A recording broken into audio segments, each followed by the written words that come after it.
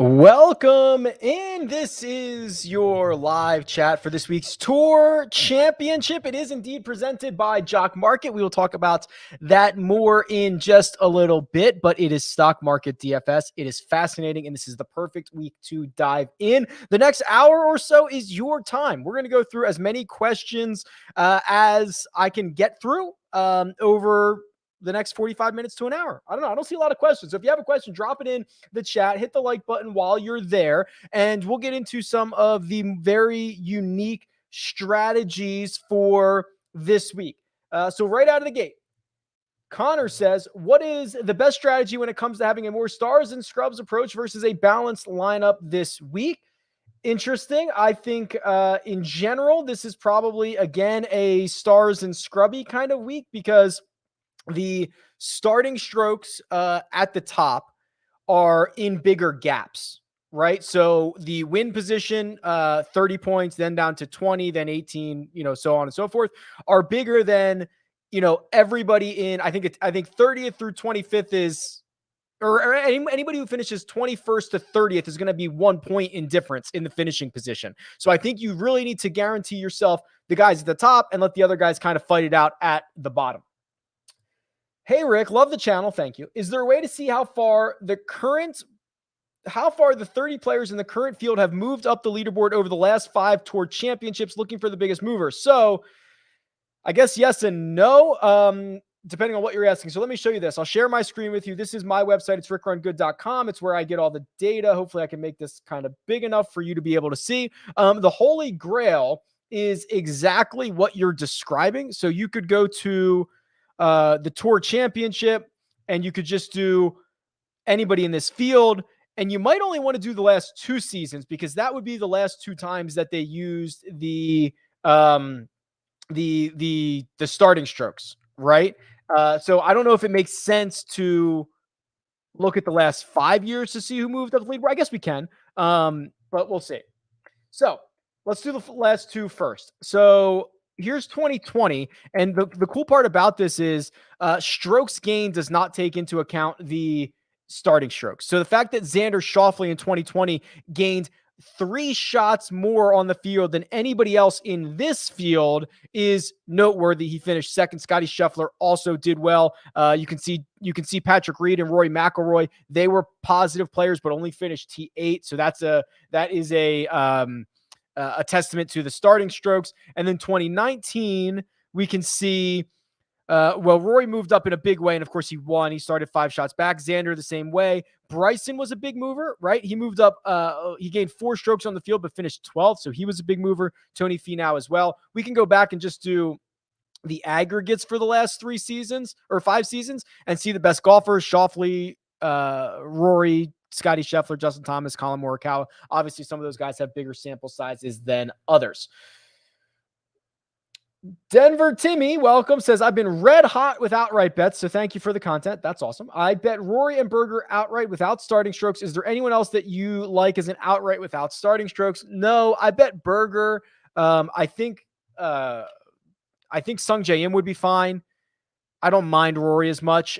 Also, I think if you're going to bet Rahm, if you want to bet Rahm, you should probably do it in both markets, but you should really do it in the without strokes market, just because he's going to have an opportunity to foot on the gas, knowing he has to make up for. He's probably the best player in the field. You get a couple of extra points. I think the worst move would be to only bet Rahm with strokes. I think that's a silly way to do it. Without the strokes, Berger got my attention. Sam Burns got a little bit of my attention, not so much, and Sung Jae Im kind of starting a little bit further down the board, giving you better odds. Berger has nowhere to go but up. Berger has the last audition for the Ryder Cup team. Berger's been playing well, so yeah, I think that one makes quite a bit of sense. Barry says, hey, Rick, curious about Schauffele. His total strokes gained at East Lake are impressive. Do you think this course will positively affect his game? He's not been so hot lately. he hasn't been terrible recently. He's just been kind of all over the place. He's one of the more difficult golfers in the world, at least for me, to kind of handicap on a regular basis. So, obviously won in Tokyo. He had an okay finish at the Northern Trust, and the other two events in between, not so great. But this is a place that he has literally never lost strokes in a single round. 16 rounds he's played at Eastlake. He has not lost strokes in any of them. It is obviously a feat that cannot go on forever. But I certainly have no concerns about Xander Schauffele this week. Sportsbook will award bet back if golfer places in the top 10. Thinking about Justin Thomas with strokes, decent odds to maybe win, but in a great position to get top 10. Any concerns with him this week? The putter is always a concern with Justin Thomas, so I don't think that that's any different than any other week. Plays very well at Eastlake. Has still been getting back to the best version of himself, which is really strong approach play. So I do think there is a foundation building for Justin Thomas with the ball striking that is just going to come down to how well he putts. That's really what this is going to come down to. So no, I don't have I do. I have one concern, but it's always the concern with him. So in theory, I have no concerns. Joe says, hey, Rick, great content as usual. Thank you. In single entry tournaments, what is your take on Im and Reed? I imagine Im is going to be incredibly popular. I'm forecasting him about 28% ownership. Reed, much less, hasn't played particularly well, got entered into the field late on DraftKings, so I have him at about 12%. Sung Jae is, for good reason, going to be popular. He's ball striking the heck out of it. He showed us this was coming for weeks. He gets back on Bermuda, which has been a better putting surface for him. So I don't really have any issues there. Reed hasn't played that well, right? I mean, when is the last time that we were impressed with Reed's play? Finished outside the top 30 at the 3M and the WGC FedEx, 22nd at the Olympics, the Memorial, or a top 20 at the US Open. That was kind of the last time we were really impressed with his game. I don't want to try to speculate what's going to impact him for the fact that we haven't seen him play in 3 weeks. And we know he spent a couple of days recently in the hospital. I don't see all that much incentive on Patrick Reed. If he was 3% owned, I could argue there'd be a flyer opportunity there, but I'm just not sure about it. Liking Brooks Koepka this week, under the radar, playing decently, great ball striker, good in big/tough events. Only, yeah, you nailed it. This is my assessment too, which is that this is a staggered start event, and he is pretty far back. I think he's starting at 2 under par. I think he realistically understands he's not going to win this event. Now, does he want to try to move up and make a lot more money? Because there's a lot of money on the line. Not only the $15 million at the top, but there's a lot of money on the line. I worry about him kind of grinding over this for 4 days. We have historically seen him, as you mentioned, check out, not necessarily play up to, full on grind mode for 4 rounds. And I wonder if that's the version that we get of him here. Some of the players don't necessarily respect this kind of new format as much as I think the tour would like them to. And I do have concerns about Brooks for that reason. Shane says, does anyone know if Jock Market is using the starting strokes? They are not. No. So I asked those guys that last week. They do not use the starting strokes, but what they will do is they will still give the 5-point win bonus to the golfer that wins the FedEx Cup. That's the way their system is set up. So I'll give you an example. This is the perfect time to talk about Jock Market here. So if you go to my website, RickRunGood.com, and you go to Jock Market, you can see all of the data for all of the cash markets that ever existed. So what actually happened last year is Xander Schauffele, as we just showed, was the best player without strokes. However, because Dustin Johnson played well enough and got the 5 bonus points for winning the FedEx Cup, it actually bumped him up to the first payout. So you have to kind of be aware of that situation. That's the only thing that's going to be different. So it's kind of a little bit of a hybrid. This is your opportunity to buy and sell shares of golfers. It's getting much more interesting. So last week at the BMW Championship, Patrick Cantlay on Wednesday night, which is tonight, sold for $6.88. He went for the full $25 a share payout. Bryson DeChambeau sold for $7.25 a share. Did not win. So if you had an outright on Bryson, you lost everything. If you bought shares of him in the Jock market, you made $12.75 a share. The also new, very exciting thing for this week, shorting is here. You can short golfers, meaning that if you're one round in or whatever you want, saying, I don't think this guy's going to continue this great play, instead of saying your only options are to buy or avoid that golfer, you can now short the golfer. It's going to be magic. It's going to make the market much more liquid. And essentially, you can take a stand on every golfer in the field. Additionally, apparently, I'm not a football guy, but with football coming back, there's going to be huge contests. There's going to be a lot of money to be made. If you click here or use the code RICK, that gives you the best possible deposit bonus. That is up to $50. So certainly check that out.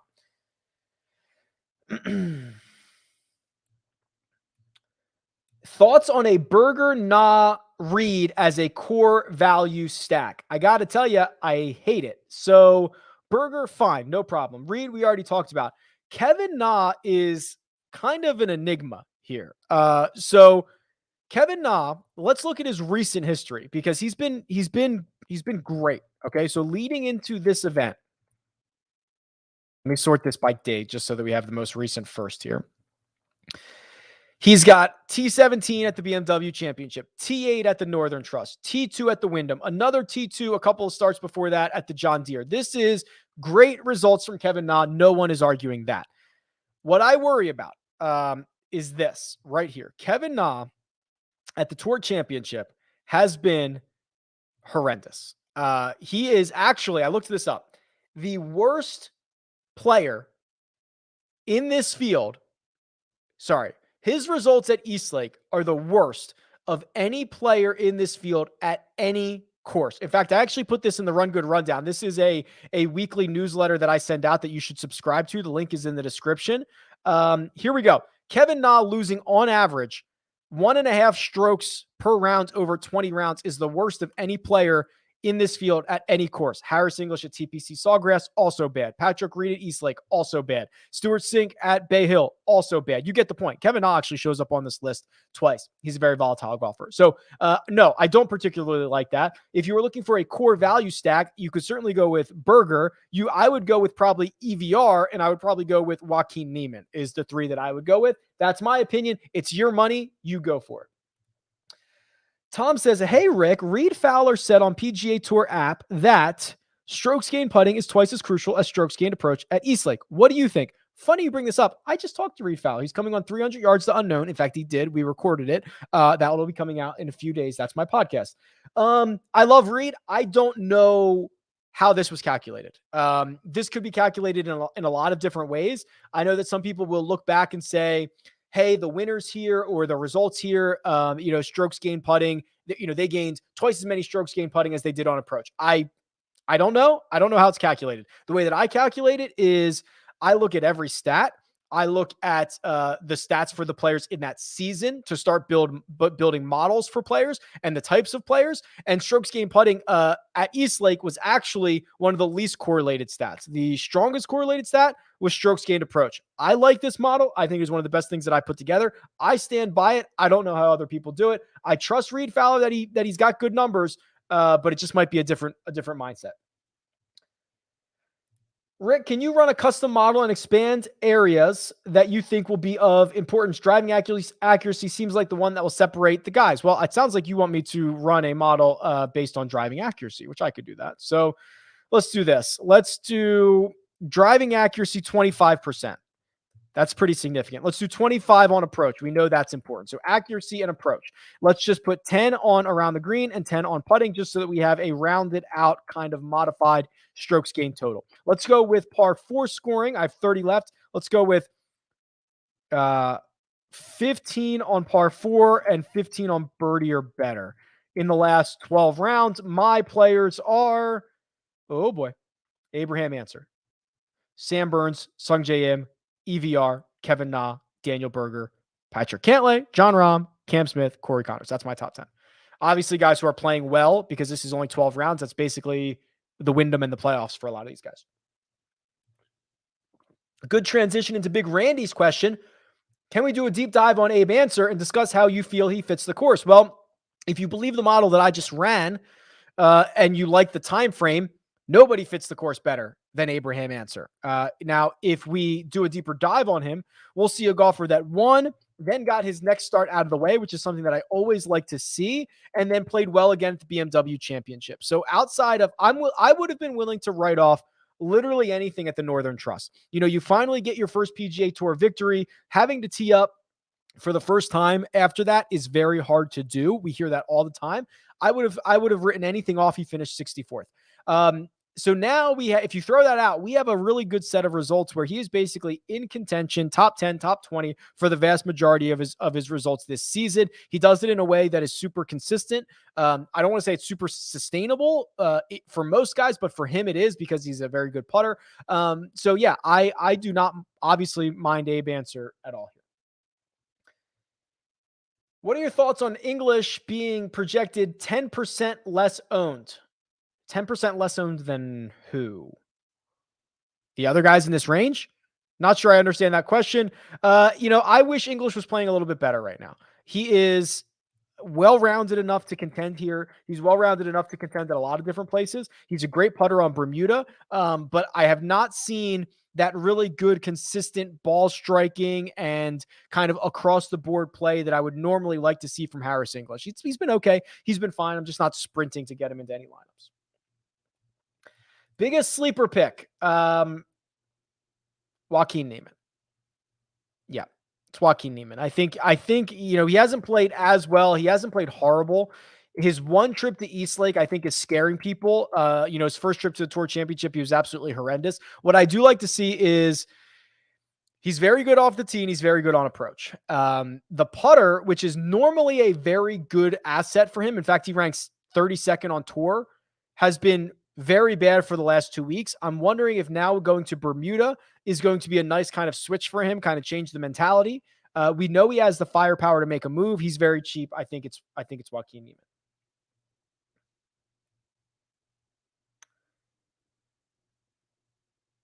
Playing the flop shot, says Ryan, and he has two entries. One is going to be chalk for the most part, and the second is playing on ownership. Who looks to be the highest and lowest owned? So we'll go tier by tier here.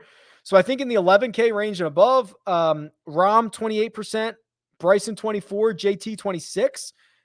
Your pivots in that area are probably Finau and Cantlay. Then going down, Rory and Xander are going to be incredibly popular. Your pivots in that range are probably Ancer and Burns-ish. Oh, I'm sorry. I'm an idiot. Let me start this whole thing over. I'm looking at the wrong thing. Let me start this entire thing over.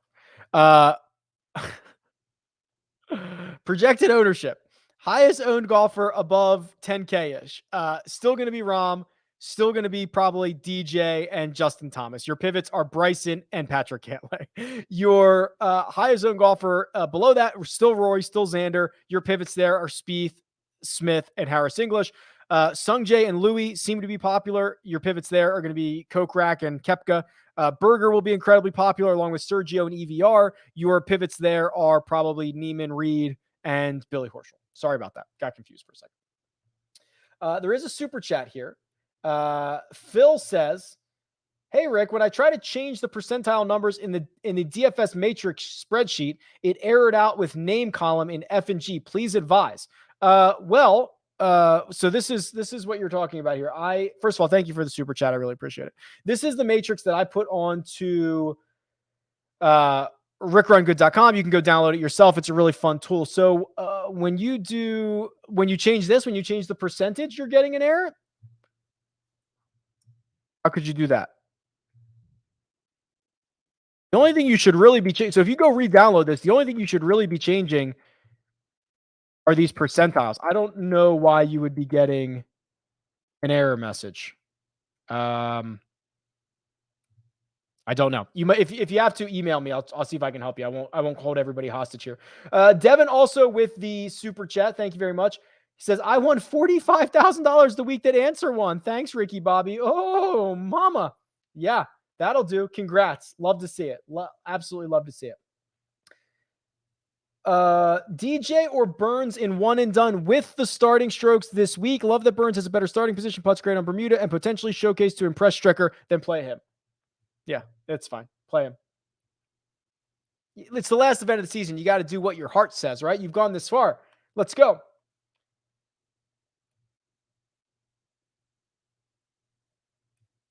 Hey, Rick, do we automatically fade guys who are towards the bottom this week if they are given the least amount of strokes to start, or do you just limit how many of those guys that you use? So here's the thing.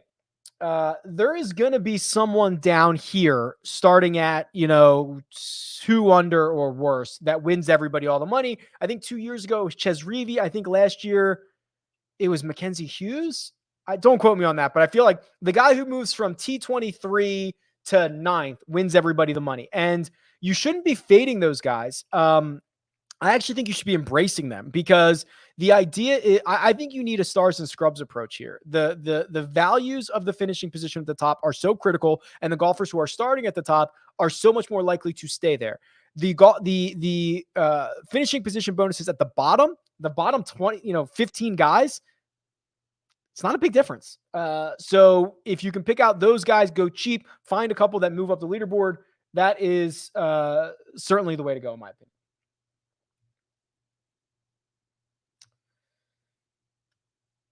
Confident Reed plays all 4 days. I'm not going to speculate on that. Do you have any exposure? No, and it would be based on his play, not on like the fact that he just came out of the hospital or whatever. Thoughts on Tony Finau? So I only made one bet at this point of with starting strokes, and Tony Finau was the one. I think he's being mispriced quite a bit. The thing that I also put into the Run Good Rundown, again, you should subscribe to this newsletter. At the Open Championship, Tony Finau changed not only his putter, but his putting grip. And since then, he has gained like a bunch of strokes to the field putting. Actually, I have it right here. I'll just read it to you. You should download this or subscribe to this. Let's see. Okay. In 16 measured rounds since the switch, he's gained a total of 15.15 strokes putting. It's the second best 16-round putting stretch of his career. So if that continues, he is dangerous to win this thing. Oh, Patrick says, do you know a good place to watch the interviews for the week? I get them on the media site, but you're not going to be able to get them there. There is a site that does the transcriptions. I cannot think of the name off the top of my head. I will try to find that out, and maybe I'll tweet it out. There's a site that does the golf interview transcripts, and I can't remember the name of it. Cam Smith, 5 off the lead with strokes, 25-1. Could up hot putting and driving week win. All right, great time to show the matrix here. So this is what I showed on the DFS preview. I showed it on the betting preview as well. And this is a way to determine the likelihood of any golfer to win. I believe Cam Smith is kind of the last guy in the field that can win this golf tournament. And let's see what would have to happen. So if everybody plays to their average and Cam Smith plays to 88, maybe 89, 90th, plays to his 90th percentile. So 90th percentile for Cam Smith would be gaining 10.35 strokes to the field. How often does Cam Smith gain 10.35? Let's find out. I do believe that number is way far off. Quite honestly, 25-1. I think it's a really good number. So 10.35. Well, he did it at the Northern Trust. He did it basically, I'll give him credit for that, at WGC FedEx St. Jude, 10.2. Outside of that, he did it at the Genesis, and he probably did it at let's see. Yeah, did it at the Masters. So this is something he does 4-ish times a year, and 4 out of, I don't know how many events that was, 20, 25. I think it's an interesting way to go about doing it. All right. Let's see what else we got here. Hey, Rick, I'm in an earnings pool, so just need placing. I can take Rahm and Smith, or take a combination of Cantlay, Finau, and Bryson. Out of Finau, Cantlay, Bryson, which 2 of your favorites?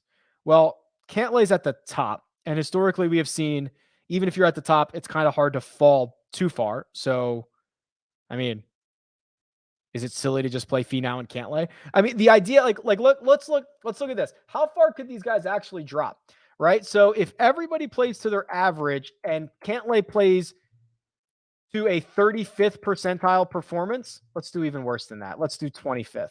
Let's do 30th. Okay.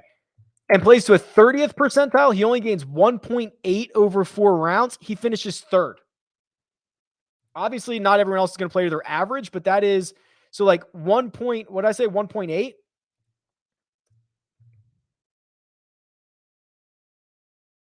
I mean, he has not been that bad, like, ever.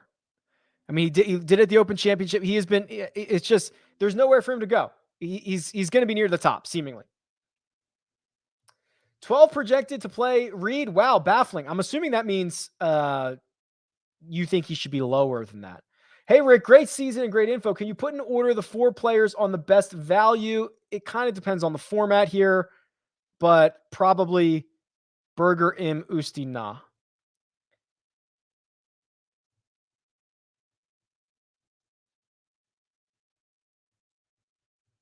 Talked about Kevin Na, so I'm going to move on from some of that.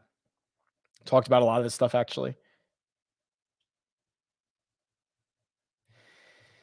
Yeah, I've been talking about this all week. So Trevor says, "Hey Rick, great content as usual. How would you recommend attacking this week when it comes to strategies? The strokes given makes it trickier to evaluate." Yeah, well, I think the first thing is, and what a lot of people don't realize, like if you ask the average person, what is the DraftKings finishing position for 18th?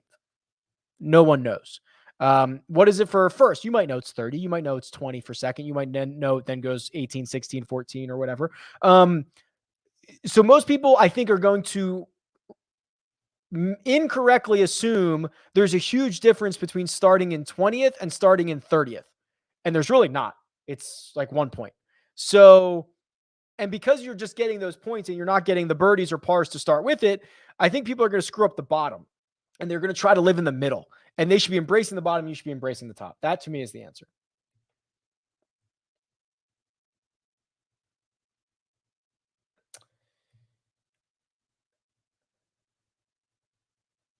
A lot of the same questions here that I've already answered.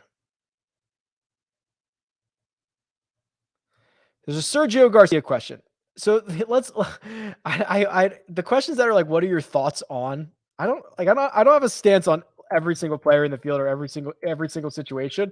But we can do a deeper dive into Sergio. So ideally, it's nice that Bermuda is the only surface that he's positive on. It's 0.02, which is basically 0, but it's noteworthy considering how horrible he is on bent and the combination of bent grass and POA. The off the tee game, always going to be great with Sergio. Ball striking, great. 2 straight consecutive weeks with a putter. I could probably get there on Sergio.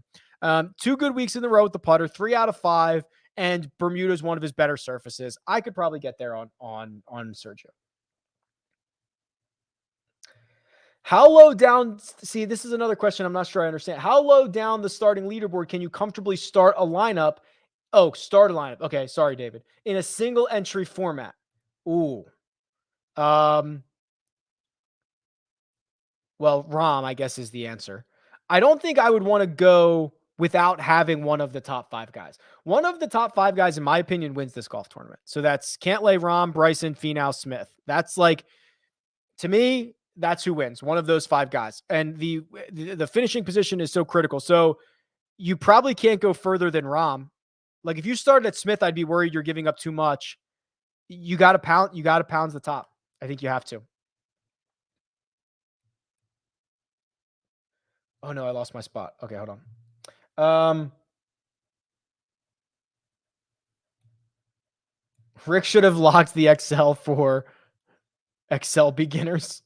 Oh, there's only one column you have to mess with. That's all. There's only one column. How much do you think the fact that Hideki has played every week since the Olympics will affect his performance? He's starting to play worse than he did a few weeks ago, and he doesn't have a great history here. Let's look at Hideki. Hideki's a good guy to dive into.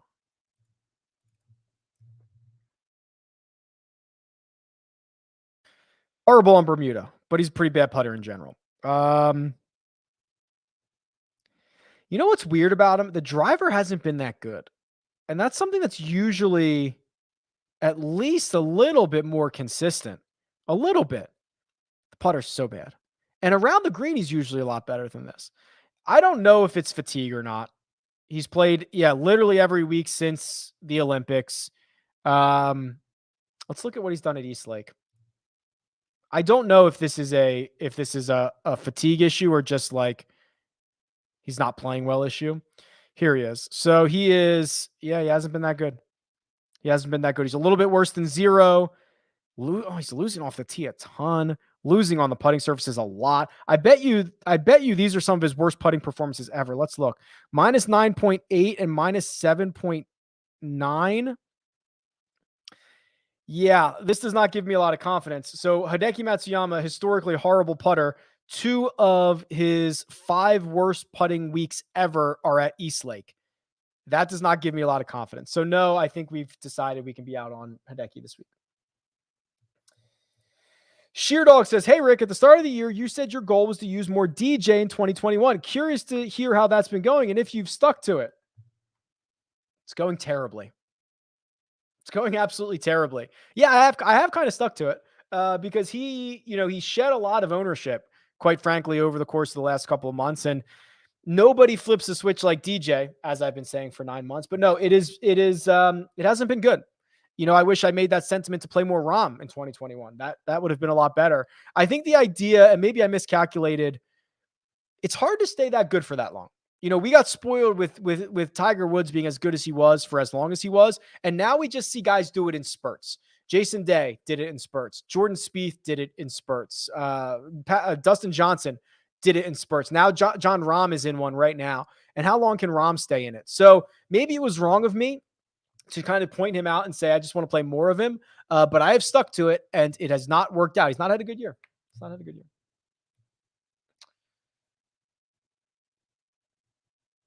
Love your golf round segment last week on YouTube, Rick. I'm impressed with your confidence and strokes game putting. Thank you. I might be overly confident, but it is fun. I've been doing golf vlogs. They're on YouTube. We have a really cool, so we're filming again tomorrow, my wife and I, and it's a really cool course that I've not played before, and I won't spoil it. Should I spoil it? No, I won't spoil it, but it is, I'm very much looking forward to it. So thank you for that. Okay, so I kind of got burned on this, Ryan. So are we all the way out on Morikawa this week? I kind of feel the same way because listen, Morikawa is a Vegas guy. I like to think that I understand his situation more than most guys on the PGA Tour, and this has been now more widely reported that he's feeling great. Right, the back injury is over. Now I heard that last week as well, and he still didn't. Let's go round by round. Did he at least hit it better in his final 2 rounds? Let's find out. He did. The weekend was great for Morikawa. 1.5, 2.4 on approach. That is classic Morikawa. So I will go down with the ship here and say we got to go back to Morikawa. I'm scared. I'm terrified, but I think we got to do it.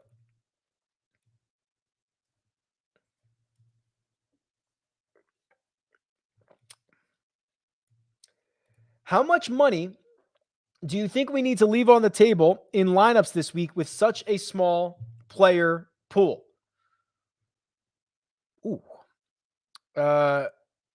500 would be fine. I've left as much as 1,500, and I'm cool with that. No problem with that, especially because, there's so many bigger gaps down here at the bottom, right? Like, if you're deciding between Berger and Stuart Sink for whatever reason, like that's $600 there alone. And there's not a huge difference between those guys. So do not be afraid to leave money on the table this week.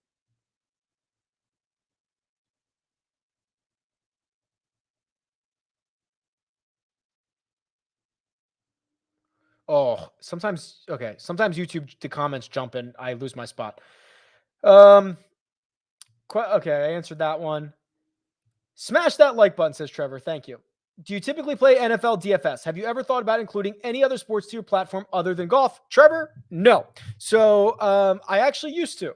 right? When the first iteration of this website and this YouTube channel 5 years ago, I covered multiple sports. And then I realized there's nothing I love more than golf. There's nothing I'm more interested in than golf. Let me just dive into golf. So I will not be adding things back in. That's something that's not going to happen for me. There is though, I do like a little bit of YouTube content. So like every so often, some of the best performing YouTube stuff I've ever done is like how to make NFL projections, how to make MLB projections, because everyone is usually so secretive in that space.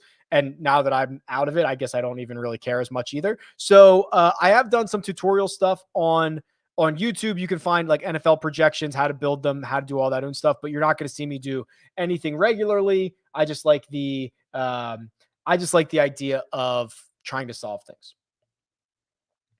Any reason to like Viktor at this course? Well, here's what I know about East Lake. Historically, strokes gained approach, by far the most important stat.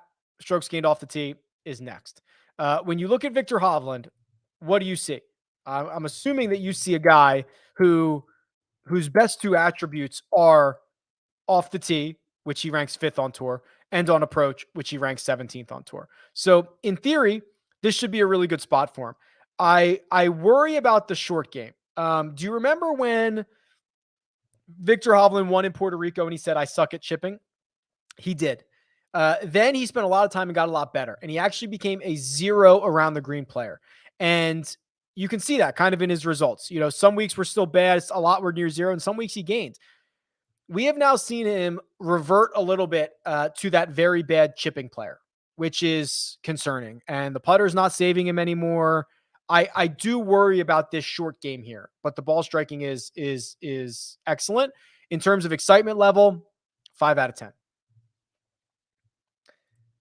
Jason Kokrak. Let's do a deep dive on Mr. Kokrak because this is a very strange year for him. Now, the good news is, and this is what I was kind of hoping to see, thank God the putter came back around last week at the BMW Championship, because that was the one thing that unlocked Jason Kokrak. And now I was worried that it was too good to be true. I'm a lot more optimistic now after watching him gain 4 strokes putting at the BMW Championship, gain 3 on approach, still not driving the ball nearly as good as he normally is, but he plugged 2 leaks. He had 4 leaks last week.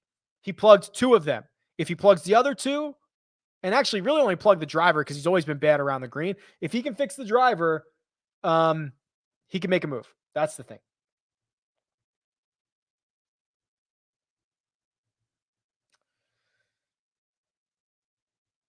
Would you play a 6.5K Rick Gehman in Showdown? What is the bounce back value there? Yeah. So, listen, I'm a bit reliant on the putter right now. I got to admit, and it's great. I love it. I'm rolling in putts from all over the place. I'm feeling very confident. I'm starting them online. I worry about that.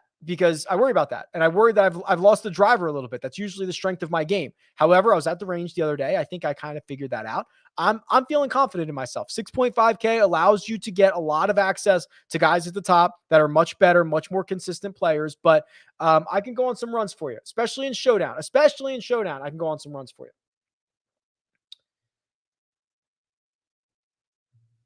Do you ever take a holiday? No, but little trip next week. Also, it's my birthday next week. Little trip next week to get away from golf for a few days. But no, who takes holidays? Actually, that's not true. We are during the off season. There's 5 weeks between whatever the last event in December is and when the players go to Maui for the Tournament of Champions.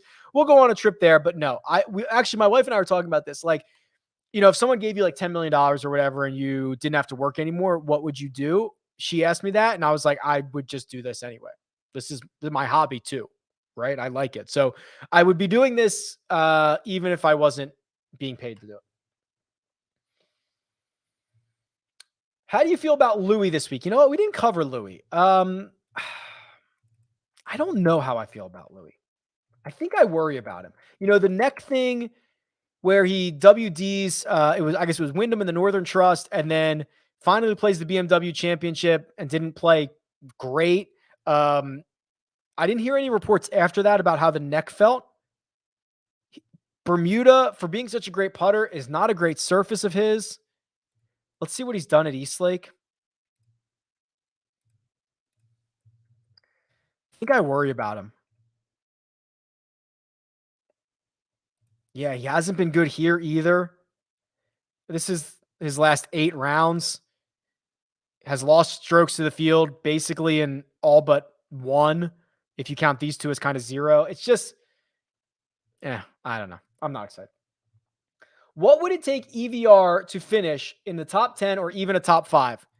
A lot. Here we go. This is why the matrix is perfect. So EVR to finish inside the top 10. Let's make the assumption that every other player in the field plays to their average, which isn't going to happen. But, for 30 guys, let's just say they kind of even out to be that way.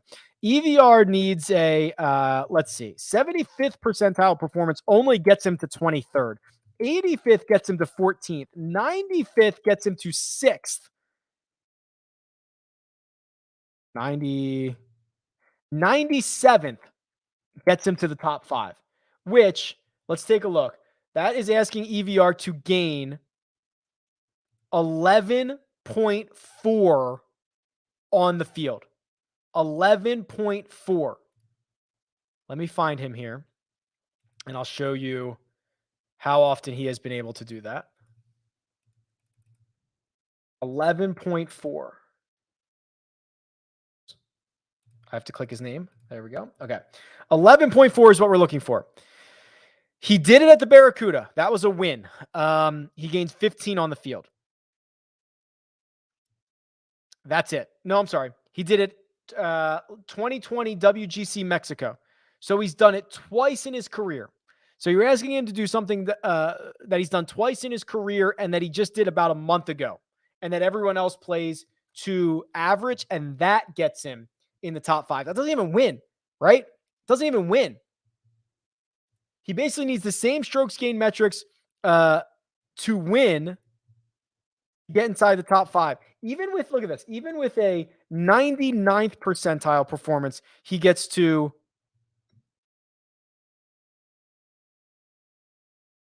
now I'm stuck in this. Okay. 99.75. Yeah. Okay. Yeah. To win this, he basically needs to gain 16 strokes on the field, something he's never done in his entire life. Crazy. That's what I mean. Like, this becomes a math problem, and it is crazy. It is crazy. Oh, my wife is going to bring me something. Hold on. Oh, she has the new shirts. The new shirts just got here. Okay. So I'll show you guys the new shirts here in a second. Let's go back to the questions here. Single entry EVR percentage. Well, I have him. Let's see here. I have him at 22%. Now, in a single entry, that's going to be probably closer to 30. Luckily, Daniel Berger and Sergio Garcia are going to eat up a little bit of that ownership. And the idea that, if there's only a couple $100 between them and most people don't want to play 3 of these guys, he's lucky, or else it would be a lot more than that. Who do you like to finish higher between Smith, Burns, and English? Thanks for all the advice all season. So does this include starting strokes? Do you want to be on? I don't. Okay. Okay. She's bringing me the shirts. All right, here we go. I'll show you. We've got new merch in. I'll answer this question in a second, Pierce. It's not live on the store yet, but I'll set it live in an hour. Team No Putt. Whoops, this way. Just open it so they can see it's a shirt. It is a shirt. Team No Putt. That's coming to the store in an hour. Another Team No Putt. Oh, different colors. Okay, cool. Love it. Team Tiger. We're expanding. I'm over the Bryson Brooks thing. We got to go with other guys. And then red and black. Oh, coming soon. RunGoodStore.com. Thank you very much, dear. Okay. So, where was I? Pierce. Here we go. Does this depend on starting strokes? Because the answer is probably Smith. If not, I would take Burns's upside here. Happy pre-B-Day. Thank you, John. Apologies if you've mentioned this before. I accept your apology because I have mentioned this before. AJ, are you planning on doing a Run Good one and done? No. There will not be a Run Good one and done. Listen, I loved it. I enjoyed it. I'm going to continue to participate in one and dones, but it is honestly a huge headache to run, especially the way that we were doing it. And my wife was taking the brunt of it with like through Google Sheets and not being able to tell people if they've used that golfer before or not before they enter it. If I had a specific software that was built for it, I think I'd be much more prone to doing it. Also, and I don't think people realize this, so I want to make it clear, we weren't making any money on that. Not that I want to, but most people don't realize the one and dones they're in, they're paying the rake.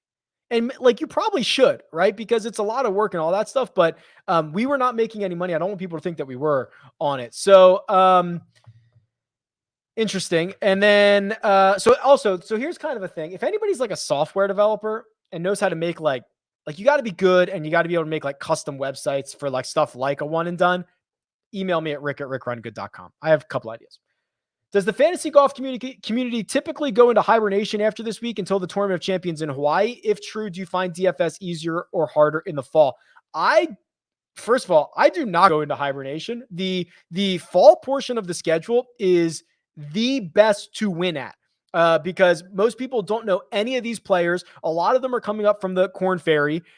That is where you make the most money. Data, the research, the trends, understanding these guys. Have you noticed for a reason that the golfer profiles also include like who would be a good example of this? Corn Ferry Tour results. Have you noticed that? Why do you think that is? Oh, maybe because we're setting up for, Corn Ferry stuff. Maybe because now as the fall season comes along, this information is now valuable. So no, I do not take a hibernation. I think it's the best time. And anybody who does is not a real true OG. Also, the only time that there's a hibernation, I guess, is those 4 or 5 weeks in the middle, but we'll do plenty of stuff to stay busy. Just came in. Give me your top 3 bets for the week. That's not very nice. Just came in. Give me your top 3 bets for the week. I don't know what your risk tolerance is. Oof.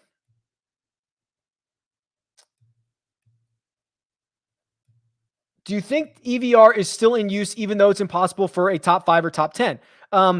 Yes, Kyle. It's a good question. Yes, because all of those guys are in the same boat, right? So all of these guys that are starting, even 1 under, 2 under, all in the similar boat that it's going to be hard for them to finish inside the top 5. So really, you're just looking for the best guys in those ranges to kind of move up the leaderboard, earn all those birdie points, earn the raw scoring points. So yes, they're still in use just because EVR has no chance doesn't mean Horschel does or Sink does or Sergio does or anything like that. Those guys have no chance either. So it's okay. A lot of questions about, I shouldn't say a lot, but more recently, a lot of questions on Spieth. Let's look at Spieth. Because how quickly the world has forgotten about Jordan Spieth. Going from arguably one of the hottest players for the first half of 2021 to now nobody wanting him. And this is my concern, and it continues to be my concern. If you guys have been following along for a long time, the driver for Jordan Spieth unlocked everything else. So look at the stretches of golf where he really struggled. What do you see? You see a guy who could not keep the ball in play off the tee. And no matter how good he was with the putter, it didn't matter. No matter how many times he was chipping in, it didn't matter because he was out of play off the tee. Then what happened? Completely in line with his great results came the driver. That is not a coincidence, because if he could just keep it in play, just drive to a 0, he was able to do the Spieth magic. Now, what have we seen recently? Unfortunately, 0 off the tee at the US Open. Loses a little bit in FedEx. Loses a lot in Jersey. Loses a lot in Baltimore. I'm nervous. Yeah, that's the key that has unlocked Jordan Spieth is gone. Or not gone, but we haven't seen it. And if it's gone this week, he's going to be in trouble. Excuse me, guys. We also, what I think is absolutely fascinating, Spieth has not played in the Tour Championship in this format, right? Remember, he has missed, I'm still going by rounds here. Sorry. Jordan Spieth at this event. Remember, he's missed the Tour Championship in 18, 19, and 20. Remember that?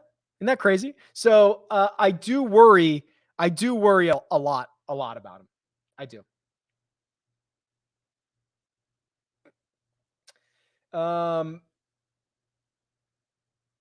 Oh, Riley says, sorry, Rick, I was typing that in the car and didn't get a chance to see how rude it was. Riley, there are much more important things than bets for you texting or typing in the car, but I appreciate it. The bets that I've made, and again, I'm treating this very recreationally.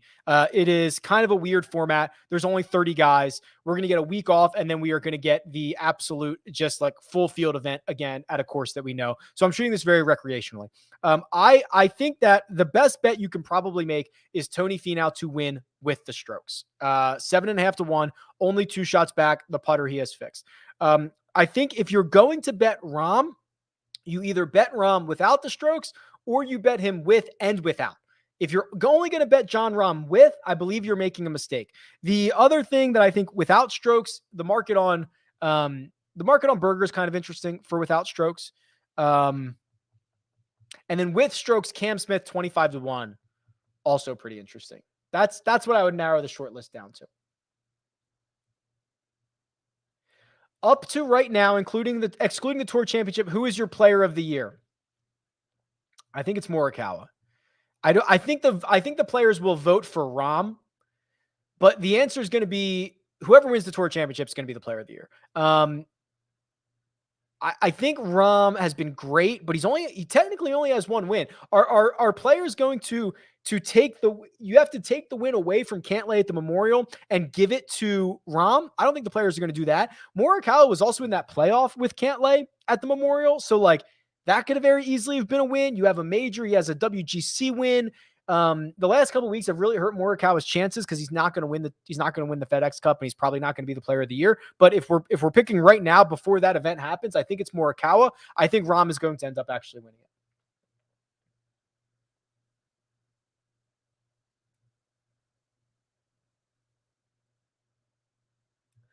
Just woke up, almost 4 p.m. here in Jersey. Carlos, maybe you work nights. I shouldn't laugh. I turned in late. Morikawa over Sungjae and Burns over Brooks. So I'm pretty bullish on Sungjae. I'm pretty bullish on Morikawa too, but I think you have to go Sungjae there. Burns over Brooks, I'd be okay with that. Didn't hear much on your podcast about Ancer this week. What are your thoughts? Just rewind a little bit. Ancer, when I reran the model, Ancer came up as number 1. We did a deep dive on him, so check that out. Where does the Ryder Cup rank for you compared to majors and Olympics, etc., etc.? In terms of excitement, in terms of viewing experience, it's pretty high, pretty darn high. The idea that you get team golf, the idea that you get match play golf, the idea that it's a really good TV viewing experience because you get to see all the action, all the holes. There's not many guys out there on the course. It's actually not a great experience in person because there's only guys on so many holes and everybody wants to be on those holes. It's not actually all that great. So yeah, it's pretty high. I would say Masters is probably number 1. I love the Open Championship. Maybe then the Ryder Cup, then the US Open. The Olympics was okay. I like the Olympics more than most people. I don't know.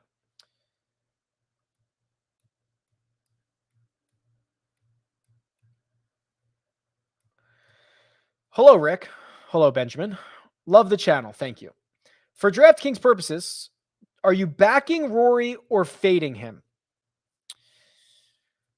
Probably fading him. So there's a couple of issues with Rory.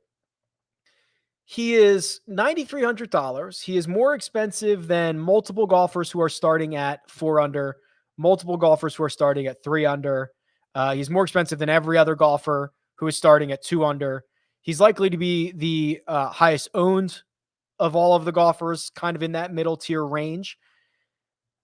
In a format like this, I think you need to be so critical on ownership percentage and realistic on possible outcomes that Rory, like expensive and high owned, is not generally the combination I want to go with.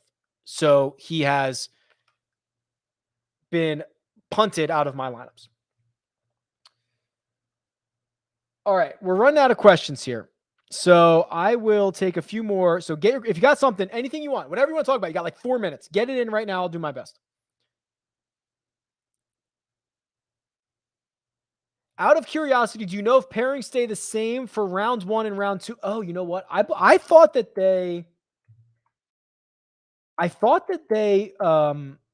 changed them after every round. Let me just see if that's actually true. It's true.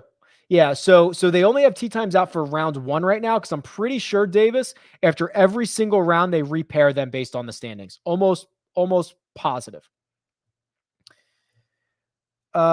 Fred, Couples, and Phil named Ryder Cup vice captains. Is this breaking news? Maybe like an hour and a half ago. Yeah, relatively new.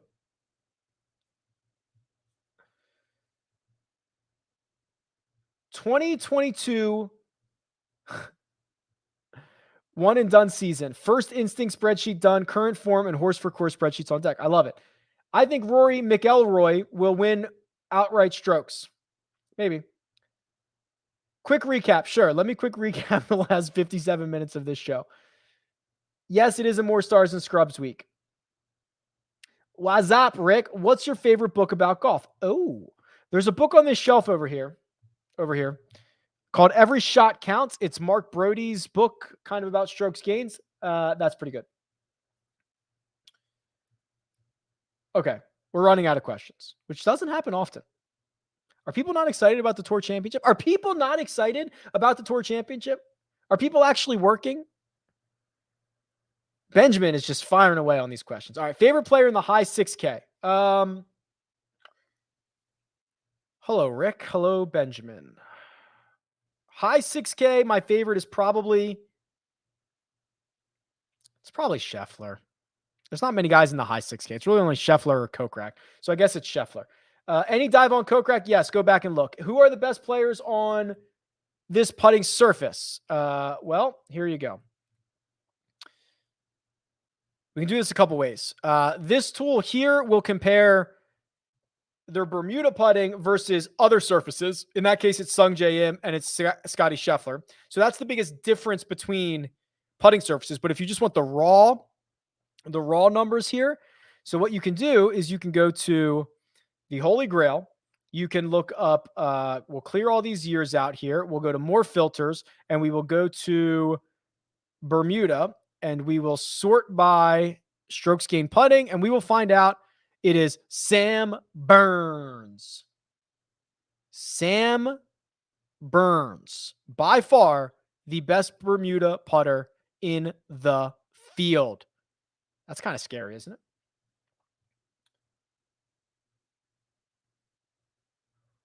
Well, now the questions are coming in. Okay.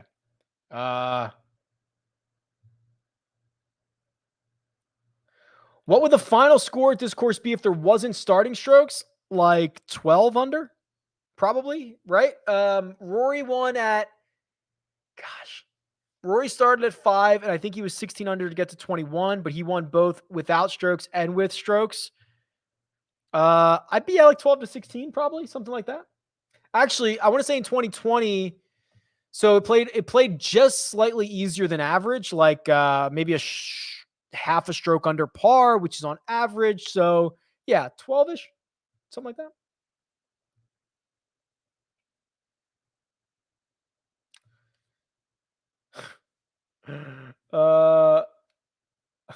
Okay, now I'm getting everyone's favorite golf movies and books in the chat. That's cool. When will we see Coach versus Rick match? He doesn't want this heat. I'm going to have to give him a million strokes. No, that'd be fun. Coach is a fun guy. I have no idea how good at golf he is. That would be fun. See you at the Jock Market. Love it.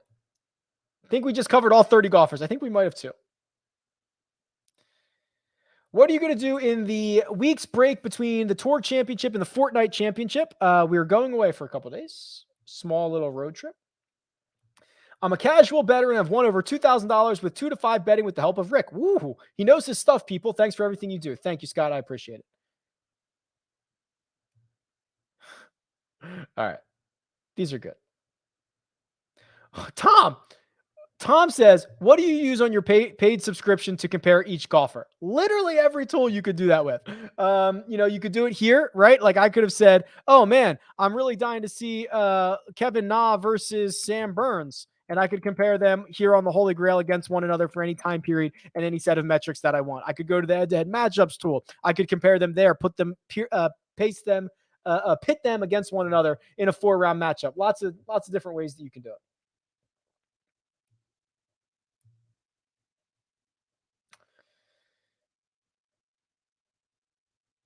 All right, we'll end on this one. Actually, maybe not. I just want to say the show. I love this show. It's great, and I get very good insight. Thank you very much. First cut meetup. We were supposed to do a first cut meetup. The original plan was like PGA Championship Harding Park, but then obviously the world shut down. So I don't know. We got to do that soon. I met KP at Torrey. I met Mark for a minute at Torrey, but when he comes out to Vegas, we'll hang. All right, that's it. Did you know Coach was on WWE? No, I never heard that before. Okay, here we go. I'm out. Much appreciated. Hit the like button on your way out. Tour Championship. There's an 8:15 p.m. Eastern Time Jock Market Power Hour tonight. This is the absolute perfect time to get into Jock Market. We're giving away free money. There's money to be made. It's a 30-man field. You can short golfers now. It's going to be amazing. Join us for that. And pet your dogs. Bye.